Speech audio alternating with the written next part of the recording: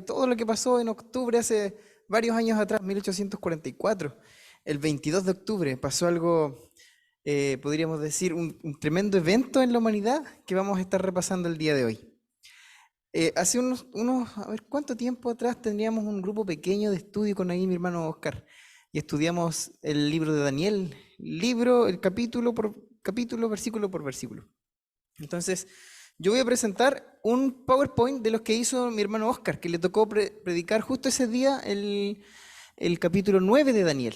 Ahí se va a centrar este tema. Teníamos dos opciones el día de hoy: estudiar el santuario terrenal o la profecía de las 2300 tardes y mañanas, que es por donde me fui yo. Daniel capítulo 9. Envié el PPT, Ale, ¿no? Ah, sí, ya. Ya, mientras se proyecta, entonces, vamos a abrir nuestras Biblias en el Daniel capítulo 9 y vamos a hacer una pequeña oración a Dios. Señor querido, queremos rogar en esta hora que tú puedas dirigir este estudio, que puedas abrir nuestra mente, nuestro corazón, estar dispuestos, Señor. Impresionanos, Señor, con estas verdades que tú dejaste en tu palabra, en la historia, Señor, de la humanidad, para que hoy podamos reflexionar y renovar nuestra esperanza, Señor, para el día del reencuentro. Gracias, Señor, porque eres un Dios presente, un Dios que está en este lugar. En el nombre de Jesús, amén. Bien. Daniel capítulo 9 nos presenta la hora de su juicio ha llegado. Cuando Daniel habla y en el contexto había una profecía de que el pueblo de Israel iba a estar cierta cantidad de años en Babilonia. ¿Se acuerdan cuántos años eran? 70 años. El pueblo de Dios iba a estar cautivo en Babilonia por 70 años y después Dios iba a retornar a su pueblo a Jerusalén. Entonces, Daniel, estudiando esto, está en Jeremías 25. Jeremías 25, del 10 en adelante, aparece que iban a ser 70 años los que iban a estar cautivos. Continuemos, por favor, a la siguiente diapositiva. En los capítulos 8 y 9 están separados por 13 años. Sin embargo, Daniel los pone juntos porque se relacionan mucho uno con el otro. Vamos a la siguiente. Miren, acá está el contexto. La fecha de la oración está en el primer año de Darío, capítulo 9, versículo 1, dice ahí que es el primer año. En el año primero de su reinado, yo, Daniel, miré atentamente en los libros el número de los años que habló Jehová al profeta Jeremías, que habían de cumplirse las desolaciones de Jerusalén en 70 años. Daniel mismo está diciendo, yo estaba estudiando Jeremías, donde decía que eran 70 años para que se cumpla esto. Nabucodonosor había sitiado Jerusalén en 3 ocasiones. En el 605 a.C. fue llevado Daniel a Babilonia. Y ahora estaba transcurriendo el año 538. Si alguien tiene calculadora, rápidamente, por favor, si puede restar 605 menos 538. ¿Alguien podría restar 605 menos 538? ¿Cuánto da? 67. Entonces Daniel estaba estudiando esta profecía y dijo, se cumplían 70 años y han pasado 67 años. La profecía se va a cumplir. Y viene ahora Daniel y humilla su corazón al Señor y se pone a orar. Y le dice al Señor muchas cosas que habían pasado. El pueblo hasta ese momento había desechado a los profetas, habían matado a los profetas. Y en Jeremías se da una lista de pecados por los que el pueblo de Dios fue cautivo. Y esos pecados seguían estando en el pueblo de Dios. Entonces Daniel dice, ¿cómo va a ser restaurado Jerusalén si seguimos mal? Vamos a avanzar a la oración. Sigamos a la siguiente. Dice acá, Daniel oraba con su Biblia abierta. Daniel comenzó su oración. Dice en el versículo 4, y oré a Jehová mi Dios e hice confesión diciendo, ahora Señor, Dios grande, digno de ser temido, que guardas el pacto y la misericordia con los que te aman y guardan tus mandamientos. Grande y digno de ser temido, expresa la trascendencia de Dios. Su naturaleza da lugar a un temor reverente y a una captación profunda de la santidad y de tremendo poder. Daniel se pone en la parte que le corresponde como criatura, ¿verdad? Dice, tú, Señor, dice Daniel, atento a la profecía, busca a Dios de todo corazón. Y ahora Daniel hace una lista y empieza a pedir perdón por el pueblo. Sigamos, por favor. hemos pecado, dice, hemos cometido iniquidad, hemos hecho impíamente y hemos sido rebeldes y nos hemos apartado de tus mandamientos y de tus ordenanzas. No hemos obedecido a tus siervos los profetas, que en tu nombre hablaron a nuestros reyes, a nuestros príncipes, a nuestros padres y a todo el pueblo de la tierra. Y Daniel empieza a hacer una oración pidiendo perdón por el pueblo, él también incluyéndose. Hemos pecado, dice.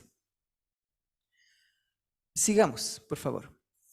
Tuya es, Señor, la justicia y nuestra la confusión de rostro, como en el día de hoy lleva todo hombre de Judá, los moradores de Jerusalén y todo Israel, los de cerca y los de lejos, en todas las tierras a donde los has echado a causa de su rebelión con que se rebelaron contra ti. La gente no es justa, pero Dios sí lo es. Nuestras faltas y pecados tienen repercusiones en nosotros y en nuestra relación con Dios. Los pecados que habían cometido todavía tenían sus consecuencias, pero las personas no habían ido a ver la profecía, no sabían que faltaba tan poco tiempo para retornar a Jerusalén, y Daniel, dándose cuenta de esto y de la urgencia, empieza a orar al Señor y a pedirle perdón por lo que el pueblo había hecho. Sigamos, por favor. Oh Jehová, nuestra es la confusión de rostro, dice, contra ti pecamos, Daniel incluyéndose. De Jehová es el tener misericordia y el perdonar, aunque contra él nos hemos rebelado, dice el versículo 9. Sigamos. Y no obedecimos a la voz de Jehová nuestro Dios para andar en sus leyes que él puso delante de nosotros por medio de sus siervos los profetas. Todo Israel traspasó tu ley, apartándose para no obedecer tu voz, por lo cual ha caído sobre nosotros la maldición y el juramento que está escrito en la ley de Moisés, siervo de Dios, porque contra él pecamos. Y él ha cumplido la palabra que habló contra nosotros y contra nuestros jefes que nos gobernaron, trayendo sobre nosotros tan grande mal, pues nunca fue hecho debajo del cielo nada semejante a lo que se ha hecho contra Jerusalén. Entonces acá Daniel va haciendo un repaso, ¿cierto?, de todo lo que habían hecho, de todo lo que habían hecho, todo lo que había hecho el pueblo. Y Daniel insiste, tú eres justo, Señor, somos nosotros los rebeldes, nosotros somos los que nos equivocamos. Y sigue pidiendo perdón, pero el pueblo en sí seguía en sus pecados. Dice, la razón específica por el exilio, la falta de fe los había expuesto a recibir la maldición contenida en la ley de Moisés para los que no obedecieran. ¿Se acuerdan cuando Moisés decía ahí, muere irremisiblemente, y da todas las consecuencias de los pecados? Ahora estaban pagando por eso. Dios les había advertido una y otra vez en Jeremías que su paciencia estaba llegando al límite y que iban a ser exiliados, que iban a ser cautivos por Babilonia, hasta que llegó el momento y fueron cautivos, pero al pasar el tiempo no se arrepentían de sus pecados. En la mañana conversábamos en el colegio, en la escuela sabática, de cómo es Dios, porque Dios siempre busca al ser humano. Y no sé, uno dice, si yo fuera el que estaba ahí, bueno, se van exiliados, pero ya no quieren, entonces ¿para qué voy a seguir insistiendo? Dios no, iba a llegar el término de la profecía y Dios en su infinita misericordia conversa con Daniel y manda un ángel a que le explique. Sigamos. Ahora pues, Señor, nuestro Dios, tú sacaste tu pueblo de la tierra de Egipto con mano poderosa y te hiciste renombre cual lo tienes hoy. Hemos pecado, hemos hecho impíamente, sigue diciendo Daniel. Oh Señor, conforme a todos tus actos de justicia, apártese ahora tu ira y tu furor de sobre tu ciudad Jerusalén, tu santo monte, porque a causa de nuestros pecados y por la maldad de nuestros padres, Jerusalén y tu pueblo son el oprobio de todos en derredor nuestro. Daniel sigue buscando perdón. Y sigue diciendo, Señor, por tu misericordia, sácanos de aquí, por tu misericordia. Y le dice, Señor, tú sacaste al pueblo de Israel, tú hiciste esto en honor a tu nombre. Sigamos. Vamos a pasar un poco rápido por esta oración. Ahora pues, Dios nuestro, oye la oración de tu siervo y sus ruegos, y haz que tu rostro resplandezca sobre el santuario asolado por amor del Señor. Inclina, oh Dios mío, tu oído y oye, abre tus ojos y mira nuestras desolaciones y la ciudad sobre la cual es invocado tu nombre, porque no elevamos nuestros ruegos ante ti confiados en nuestras justicias, sino en tus muchas misericordias. Es decir, Daniel está diciendo, no es mérito nuestro, Señor. Solo por gracia invocamos tu nombre. Oye, Señor, oh Dios, perdona, presta oído, Señor, y hazlo. No tardes, por amor de ti mismo, Dios mío, porque tu nombre es invocado sobre tu ciudad y sobre tu pueblo. Yo creo que había un remanente. No era solo Daniel que invocaba al Señor y oraba al Señor y estaba ahí buscando a Dios, reconociendo que ellos estaban mal. Entonces Daniel dice, por amor de ti, Señor, por tu misericordia, nosotros pecamos, pero aquí tu nombre es invocado. Y le vuelve a decir al Señor, Señor, perdona, presta oído, no te tardes. Me imagino la desesperación de Daniel al ver que ya esta profecía de los 70 años estaba llegando a su fin y el pueblo seguía igual. A ver, sigamos. Al principio de tus ruegos fue dada la orden y yo he venido para enseñártela porque tú eres muy amado. Aquí está el ángel, ¿cierto? Que se envía a Daniel. Entiende pues la orden y entiende la visión. Y aquí entonces el ángel Gabriel le da a Daniel, le va a explicar lo que decía la visión. Miren, dice ahí, se puede pensar que alguien de esa edad, más o menos 90 años, no era útil para Dios, pero al contrario, Daniel era muy amado o muy estimado. Y ahora procedemos a explicar parte de la visión. Dios le había revelado a Daniel que había una profecía, la más larga que vamos a encontrar en la Biblia, 2300 tardes y mañanas. Entonces Daniel, confundido, turbado, no entiende porque era mucho tiempo. Si quedaban solo 3 años para que el pueblo fuera vuelto a Jerusalén, ¿por qué ahora 2300 tardes y mañanas más? ¿Por qué ahora, Daniel, si lo entendemos en lenguaje simbólico, 2300 años más para que el pueblo sea liberado? Entonces Daniel no entiende, queda turbado. Daniel ora, ayuna. Vamos a encontrar eso en el capítulo 9 de Daniel. Y luego viene el ángel y le dice, yo te voy a explicar la visión. Entonces le explica la primera parte de la visión, que es la profecía de las 70 semanas, ¿verdad? 70 semanas. Vamos a avanzar aquí. Dice, aún estaba hablando en oración cuando el varón Gabriel, a quien había visto en la visión al principio, volando con presteza, vino a mí como a la hora del sacrificio de la tarde. Sigamos, por favor. Sigamos. Dice, mire, a ver, esto lo vamos a leer con calma, porque aquí ya entramos en un terreno un poco más complicado. Dice, versículo 24, 70 semanas están determinadas sobre tu pueblo y sobre tu santa ciudad para terminar la prevaricación y poner fin al pecado y expiar la iniquidad, para traer la justicia perdurable y sellar la visión y la profecía y ungir al santo de los santos. 70 semanas. Sabe pues y entiende que desde la salida de la orden para restaurar y edificar Jerusalén hasta el Mesías príncipe habrá 7 semanas y 62 semanas. Y se volverá a edificar la plaza y el muro en tiempos angustiosos. Vamos a dejarlo hasta ahí. Continuemos, por favor. Bien, el punto de inicio. Dice, desde la salida de la orden para edificar Jerusalén. ¿Sabían ustedes que hubieron 4 decretos? Cuando comienza la profecía, si Satanás logra desviar el punto de partida, no tenemos el punto final definido, ¿verdad? Si el punto de partida no es claro, no vamos a saber qué ocurre al final de los 2300 tardes y mañana. Tenemos que saber dónde comienza. Hubieron 4 decretos. ¿Cuál es el decreto que contamos nosotros los adventistas? ¿Con cuál nos quedamos? Vamos a avanzar. Ahí están los 4 decretos. Hay 4 diferentes decretos, están registrados en el libro de Esdras y Nehemías. Dice el primero, el decreto de Ciro. Esdras 1, 2 al 4. Si me acompañan, por favor, vamos a buscar Esdras, que nos lo pusimos ahí. Esdras 1, 2 al 4.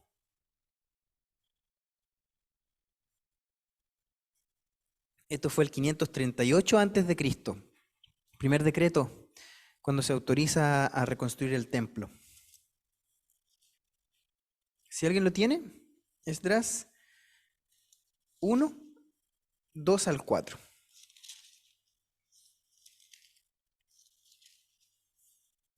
¿Alguien? Ah, ya, por favor, hermano.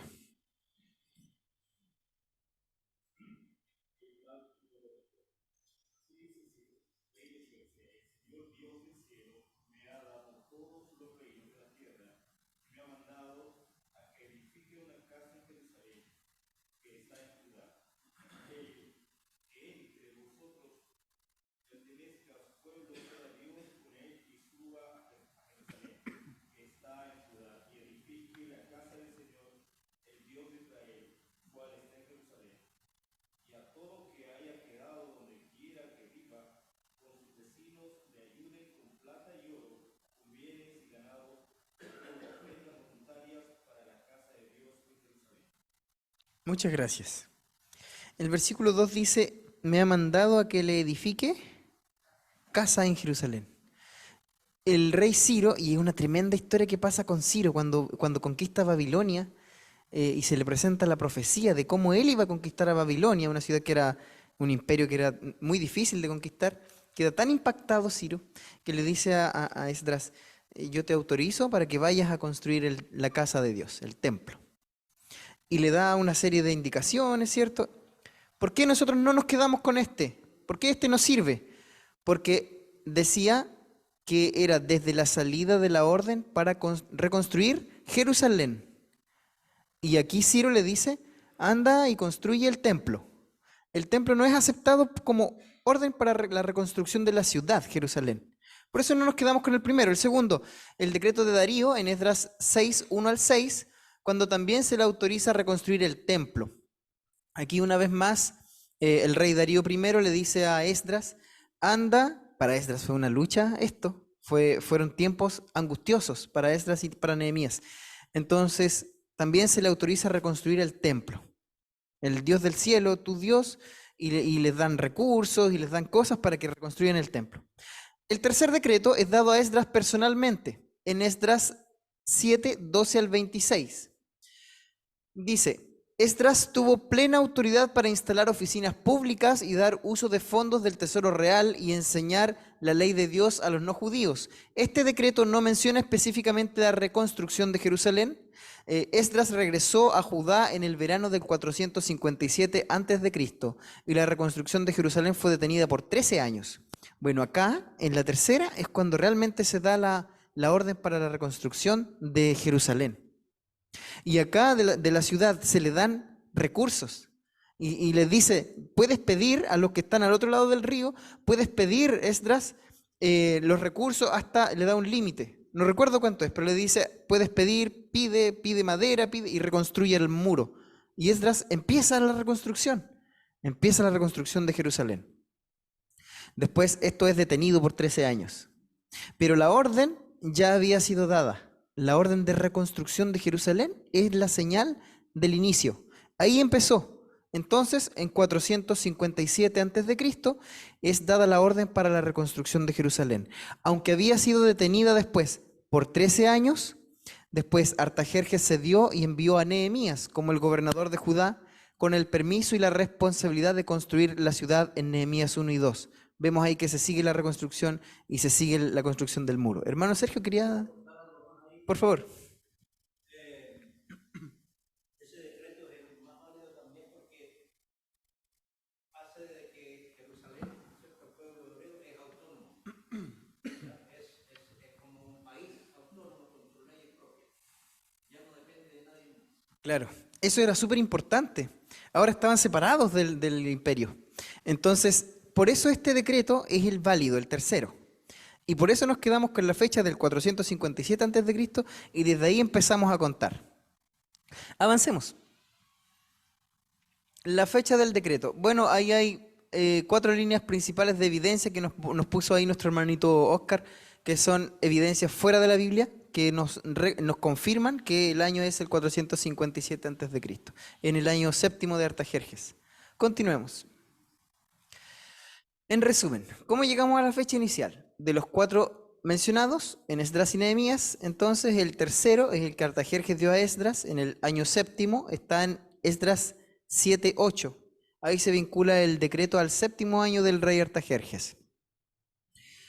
Entonces, si aplicamos el calendario judío a esta fecha, el proceso nos da el 457 a.C. Y ahí comienza entonces la profecía de las 2300 tardes y mañanas, que es el mismo comienzo de las 70 semanas, ¿verdad? Sigamos. Entonces es así, las 70 semanas. No sé si alcanzan a ver, pero la primera parte dice 457, el primer decreto de Artajerjes cuando le dice anda a reconstruir Jerusalén. Luego pasan estas 7 semanas, la ciudad es reconstruida y luego pasan estas 62 semanas y llegamos al 27 después de Cristo. ¿Qué decía en la Biblia? Dice en Mateo 3, 13 al 17, que Jesús es bautizado por Juan en el río Jordán y es ungido por el Espíritu Santo. Aquí aparece Jesús iniciando su ministerio. Este príncipe, 27 después de Cristo, es el bautismo de Jesús.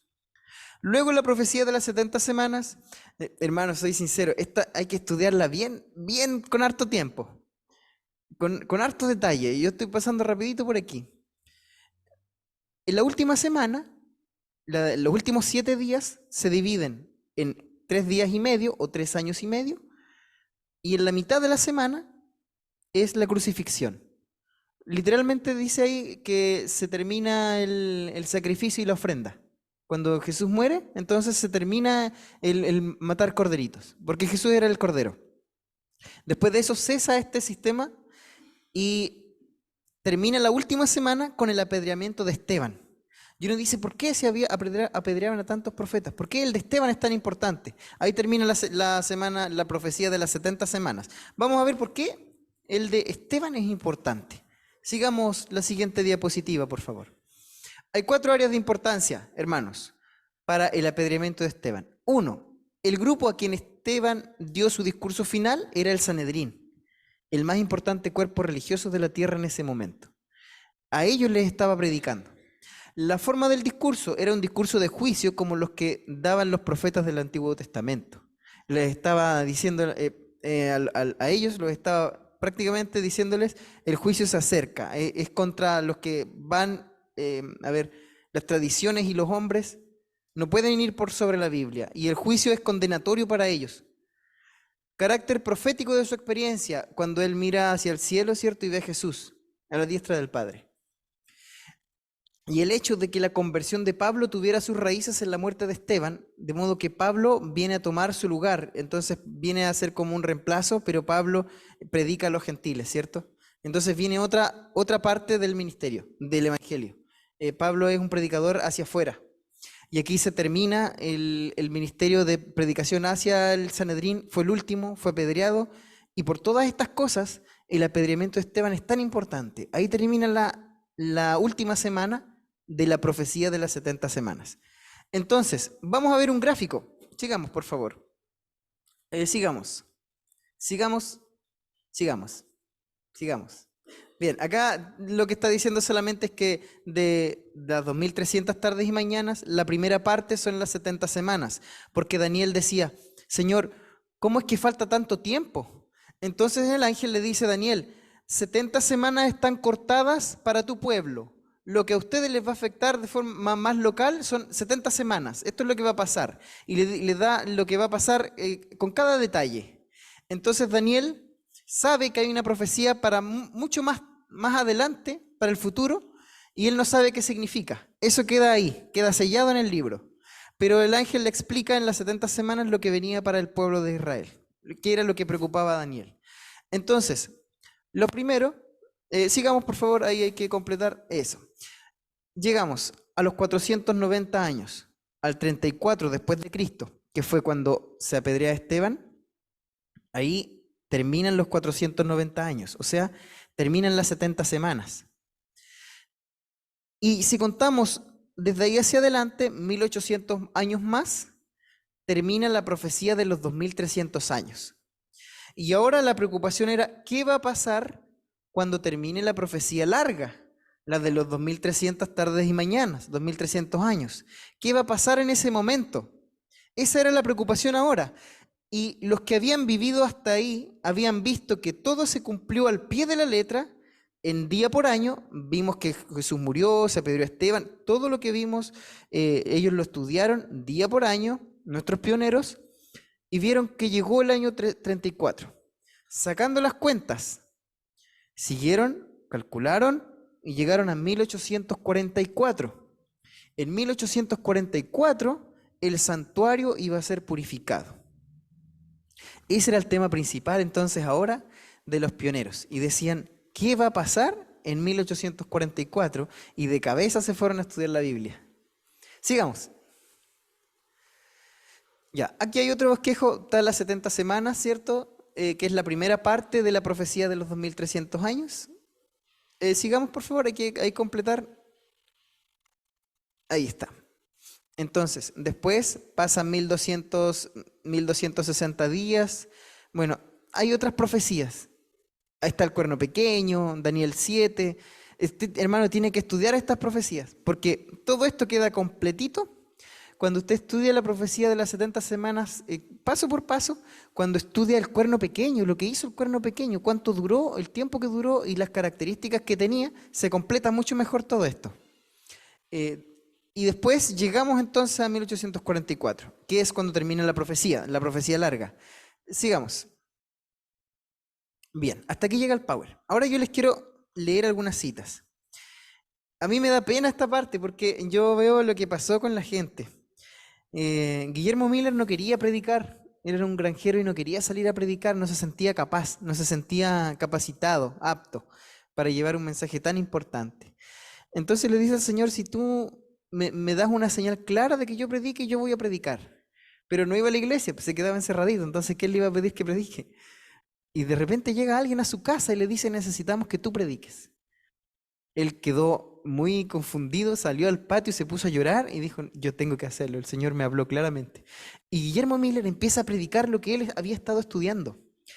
Em, y se dan cuenta ellos que al fin de los 2300 días o años iba a purificarse el santuario. Ven el santuario y dicen el santuario es la tierra. Se va a purificar la tierra. Es decir, Jesús va a venir. En 1844 Jesús va a venir. Nos falta mucho. Y empezaron a sacar las cuentas específicamente y llegan ¿a qué fecha? 22 de octubre de 1844. Miren lo que voy a leer aquí. Esto está en el libro que se llama Dilo al Mundo. Lo escribió Maxwell y cuenta todo lo que pasó. Y lo he leído por partes. Quiero leer. ¿Saben qué? Nunca no lo pillo porque haces ya lo dejó de producir. Y delante lo encontré. Lo pude descargar y lo tengo en PDF. Así que ahora sí que lo leo. Si a alguien le interesa, me lo pide, ¿ya? Dice, en menos de 3 meses la obra de Dios estará completa. No habrá más ningún invierno en esta tierra vieja y fría. En menos de 3 meses el esposo estará aquí para tomar consigo a su esposa que lo aguarda. Lágrimas de gratitud y gozo rodaron por las mejillas. A Snow se le pidió que repitiera su discurso al día siguiente para que todos pudieran estar seguros de haberlo entendido. Otros dirigentes exhortaron al pueblo a usar bien los limitados días que le quedaban. Entonces, después de todo este estudio, concluimos que quedan menos de 3 meses para que venga Jesús. ¿Se imaginan? ¿Se imaginan la emoción? En menos de 3 meses y ya no vamos a pasar nunca más un invierno frío en esta tierra, dice. Sigamos, de aquí leyéndome. El mismo estoy leyendo la página 30. Se llama El clamor de medianoche el capítulo.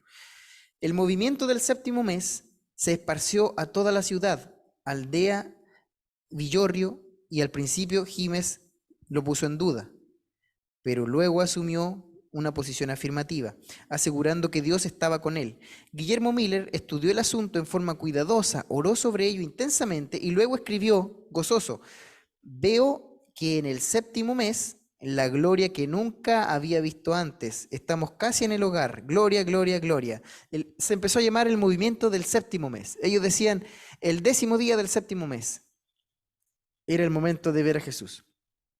Era tanta la convicción, mis hermanos, que miren lo que pasó.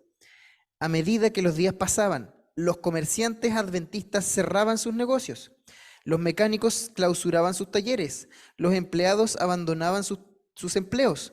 En los congresos campestres, veintenas confesaban sus faltas y acudían al frente para que se orara por ellos. Grandes cantidades de dinero fueron donadas para que los pobres pudieran cancelar sus deudas y se pudieran publicar los periódicos, hasta que los editores dijeron que los fondos sobraban, que los donantes vieron con pesar que no se recibían más ofrendas.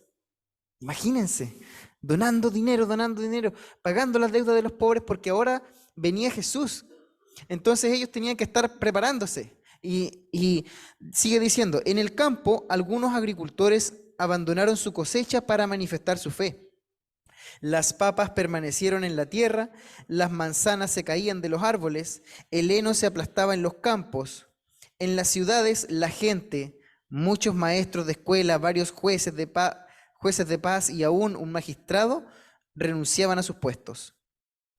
Los metodistas, los congregacionalistas, los presbiterianos acudían a las aguas del bautismo.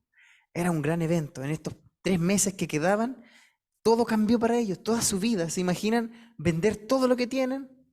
Porque venía Jesús. ¿Qué sentido tenía tener cosas materiales? Jesús iba a venir. 15 de octubre. Todavía había 7 días que esperar. 16 de octubre, quedan 6 días. Octubre 17, octubre 18, octubre 19. Dice, el 19 de octubre se detuvieron las prensas. La gran tienda ya había sido desarmada por última vez. Los predicadores habían regresado a sus casas para unirse con sus familias. Luego se juntaron algunos predicadores, como Jiménez se juntó con Miller y algunos otros. El 19 de octubre, quedaban 3 días. Dejaron de predicar, empezaron a juntarse con sus familias para esperar a Jesús. La hermana Elena de Harmon, Elena de White, era jovencita todavía, y ella escribe más tarde, este fue el más feliz de mi vida. Mi corazón estaba lleno de alegre expectativa. Elena de White. Ese, 1844, fue el año más feliz de mi vida, dice. Llegó el momento, 22 de octubre. Les voy a leer textual lo que dice. Al amanecer el 22 de octubre, los mileritas se reunieron en grupos grandes y pequeños, en sus tabernáculos, en iglesias, en carpas, en hogares privados, con expectativa solemne, con oración y gozosos cantos de alabanza. En Nueva York, los amigos de Miller se congregaron en el bosquecillo de Arce junto a su casa, en lo que hoy se conoce como el nombre de las Rocas de la Ascensión, para esperar todo el día, porque no sabían a qué hora iba a venir el Señor. El sol se levantó por el este, como un esposo que sale de su cámara, pero el esposo no apareció. Alcanzó el meridiano, cálido y lleno de vida, con salud eterna en sus alas, pero el sol de justicia hasta esa hora no brilló. El astro se puso por el occidente, llameante, fiero, imponente como ejércitos en orden, pero el que se sienta sobre el caballo blanco no regresó como el jefe de las huestes del cielo. Las sombras de la noche se extendieron y el fresco cayó sobre la tierra. Las horas nocturnas pasaron con lentitud. En medio del desconsuelo, los relojes dieron las 12 de la medianoche en los hogares de los mileritas. El 22 de octubre había terminado. Jesús no llegó. Jesús no había venido. ¿Se imaginan? ¿Se imaginan cómo estarían ellos? Me imagino una frustración como cuando Jesús murió, cuando todos estaban esperando que Jesús los rescatara del yugo romano y Jesús es golpeado, azotado y lo matan. Ahora ellos dicen, Jesús no vino. Carlos Flitch dice, ¿por qué papá no vino hoy? Dice así. Pasó toda la noche, ellos pasaron toda la noche esperando y llorando.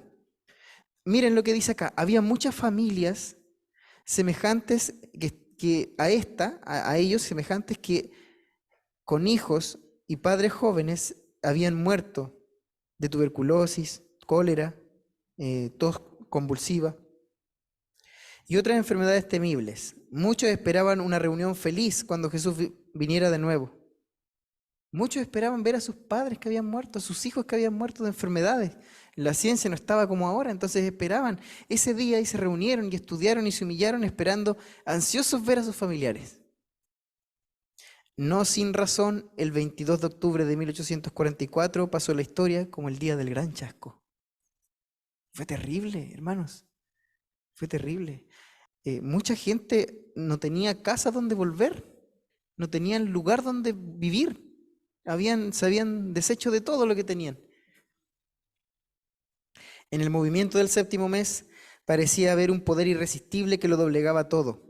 Su mensaje alcanzó corazones de diferentes, distantes lugares en forma casi simultánea y de una manera que no puede ser explicada solamente si Dios estaba dirigiendo las cosas. O sea, a pesar de todo esto, decían, esto no es algo normal. Este movimiento llegó a corazones, doblegó corazones muy indiferentes y esto estaba siendo guiado por Dios. Habían otras evidencias. Yo les voy a leer una evidencia que a mí me llamó la atención. Miren, estaba por aquí.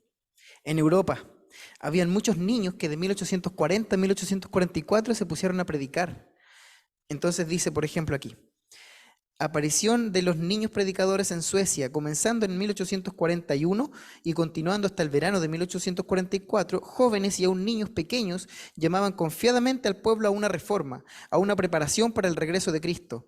En Suecia, por ley, ningún adulto podía predicar sin permiso de la iglesia del Estado. Para obviar este inconveniente, entonces Dios llamó a los niños. Y entonces los niños empezaron a predicar. Los niños predicaban y decían: arrepiéntanse y vayan a Cristo. Una niña muy pequeña jugaba con sus muñecas en forma natural mientras los vecinos se reunían en su hogar. Luego les predicaba con autoridad por 1 hora o más, después de lo cual regresaba a jugar con sus juguetes. Y así, testimonios de niños que predicaban. Hubo un doctor Scholdberg, que fue a examinarlos, a ver qué pasaba, a ver si ellos físicamente estaban bien o pasaba algo cuando predicaban, porque no podían entender qué pasaba con estos niños. Él dice que físicamente no refirió nada. Y cuando se les preguntó a los mismos niños qué les pasaba o cómo lo hacían, ellos citaban Joel 2:28, el versículo que dice: y después de esto derramaré mi espíritu sobre toda carne, y profetizarán vuestros hijos y vuestras hijas, vuestros ancianos soñarán sueños, y vuestros jóvenes verán visiones. ¿Cuál era el mensaje de esto? ¿Cuál era el tema del mensaje? Dice básicamente el mismo de Miller y de los adventistas. El mensaje del primer ángel, Apocalipsis 14, la hora de su juicio ha llegado. Eso predicaban los niños. Llegó la hora del juicio de Dios. El problema es que pensaban que el juicio era la venida de Jesús, y el juicio de Dios era cuando comenzaba el ministerio en el lugar santísimo del cielo. Entonces los niños predicaban correctamente. Miller hizo el cálculo correctamente. Era el 22 de octubre de 1844, era la fecha. Y Dios se encargó de dar pistas y de dar señales, tomando a niños que prediquen. Y los mismos niños decían: la hora del juicio empezó. Dice acá, Miller, por supuesto, estaba equivocado en cuanto al acontecimiento ligado a la purificación del santuario, pero no necesitaba pedir disculpas por el cálculo del tiempo. Pasó la noche, se quedaron en el granero, llorando muchas veces. No encontré la carta de Hiram Edson, yo quería leerla, me gusta esa carta, me gusta leerla. Pero él dice en esa carta, parafraseando, dice: nunca en mi vida había llorado tanto, dice, nunca habíamos llorado tanto. El desconsuelo que sentían era tremendo. Y ahora, en una cita de Elena White dice, Hiram Edson lo cuenta esto, después van caminando, salen a visitar a un hermano y van por un campo de maíz. Entonces aquí Hiram Edson dice: vi inconfundible y claramente, escribe Edson, que en vez de salir nuestro sumo sacerdote del lugar santísimo del santuario celestial para venir a esta tierra el 10º día del 7º mes, al final de los 2300 días, él entró en ese día en el segundo departamento del santuario y que tenía una obra que realizar en el lugar santísimo antes de venir a la tierra. Entonces Hiram Edson entiende que esa fecha era crucial, pero era la fecha cuando Jesús pasaba del lugar santo al lugar santísimo.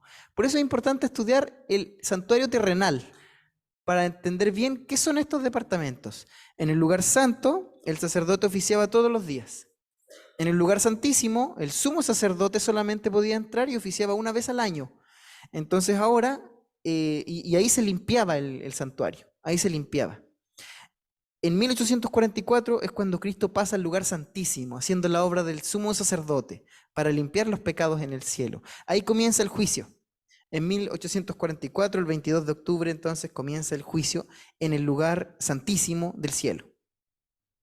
Y ahora quiero hablarles un poquito acerca de algo que generalmente solemos escuchar. Jesús pasó al lugar santísimo en 1844. ¿Antes Jesús no había pasado al lugar santísimo? ¿O sí? ¿El trono de Dios está en el lugar santo o en el lugar santísimo? ¿En qué lugar está? Santísimo, ¿cierto? Si usted ve Apocalipsis capítulo 4, va a ver la adoración celestial, así se llama ese capítulo. Y en Apocalipsis 4 se relata cómo es, hay una visión que tiene Juan y dice cómo es la adoración allá en el cielo. Y describe el trono, describe colores, describe ángeles, querubines, serafines.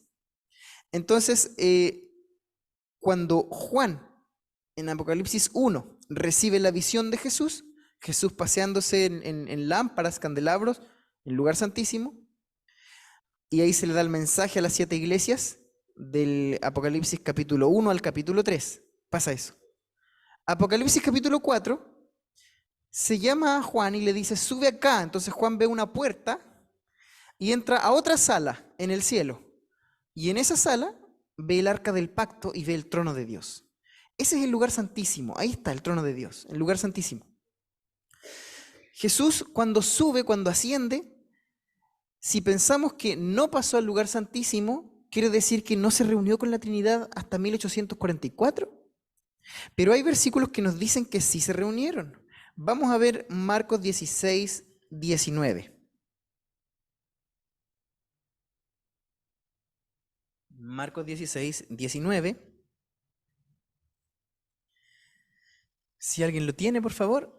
Marcos 16, 19. Joaquín. Y el Señor, después que les habló, fue recibido arriba en el cielo y se sentó a la diestra de Dios. Gracias. Y vamos a ver esta idea en varios versículos. Jesús se sentó a la diestra de Dios. Entonces Jesús sí entró al lugar santísimo.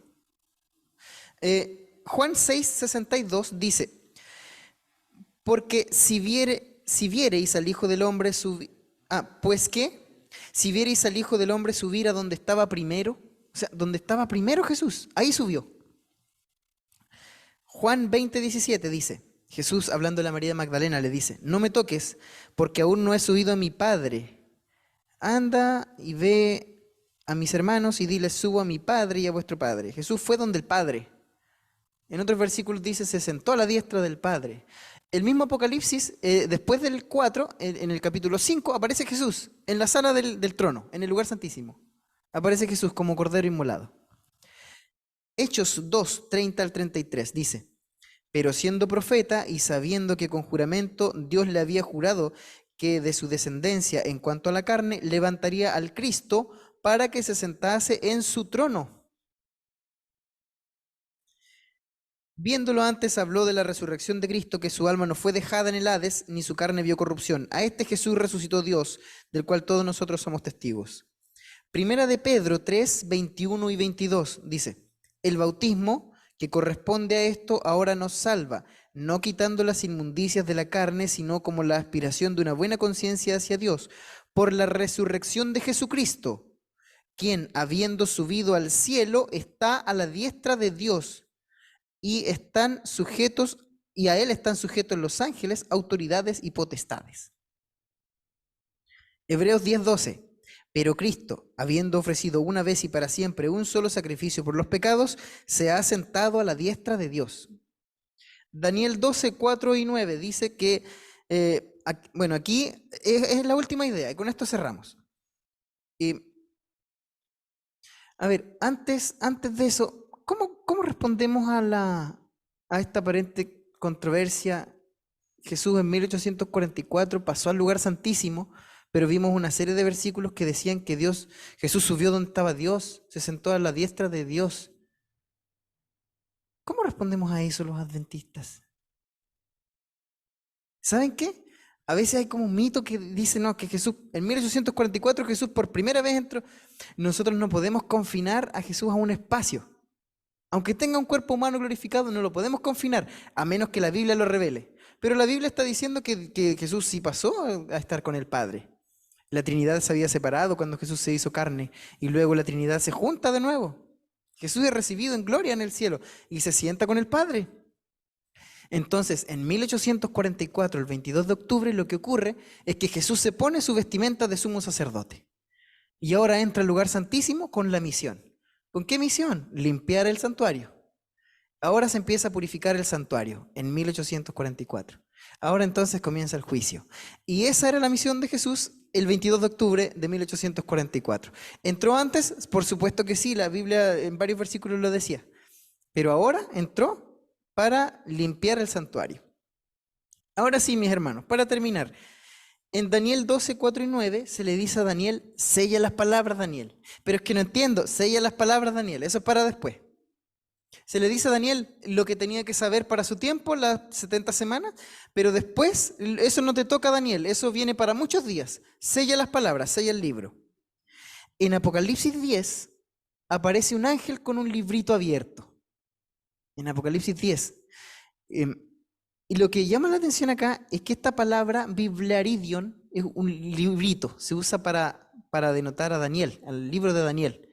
Lo que no se había entendido de Daniel, porque una parte sí se había explicado, lo que no se entendía de Daniel fue sellado cuando estaba Daniel. Y en Apocalipsis, cuando está Juan, cuando ya pasaron los imperios, Babilonia, Medio Persia, Grecia, Roma, y estaba Juan, en Apocalipsis 10 aparece el ángel con biblaridion abierto. El libro de Daniel ahora se podía entender. Y en ese momento es cuando los mileritas, el grupo de los pioneros, entendieron el mensaje. Entonces, la iglesia adventista también está profetizada en Apocalipsis. En Apocalipsis 10, cuando el ángel baja con el libro abierto, está diciendo, y decía Daniel igual, la ciencia se aumentará, la ciencia, el saber sobre las profecías iba a ser aumentado, y se comienzan a entender las cosas. Y se dice, era por eso que pasaba esto. El 22 de octubre de 1844, en cierto sentido, fue terrible, mis hermanos. Pero de otra forma, Dios lo usó también para purificar a su pueblo. Muchos de los que estaban fueron por conveniencia. Muchos de los que estaban fueron para reunirse con sus familiares y el centro no era Jesús, no era Dios. Muchos que entraron al movimiento, luego se empezaron a burlar. Entonces, los pocos que quedaron, este remanente, fueron los reales fieles al Señor. Y va a pasar algo similar con el zarandeo al fin de los tiempos, en nuestra iglesia. Pocos van a quedar, mis hermanos. Qué ganas de poder decir aquí, todos los que estamos acá vamos a estar en el cielo. Pero no se puede porque eso nos dice la Biblia. El zarandeo también va a ser terrible. Entonces, ¿qué tenemos que hacer? Como hicieron los mileritas, irnos de cabeza a la Escritura. Ahí está revelado el futuro, ahí está nuestra mayor esperanza, mis hermanos. Y ante cualquier chasco que enfrentemos, recordemos que hay esperanza, que el Señor ya viene pronto, no queda mucho, mis hermanos. Que el Señor les bendiga.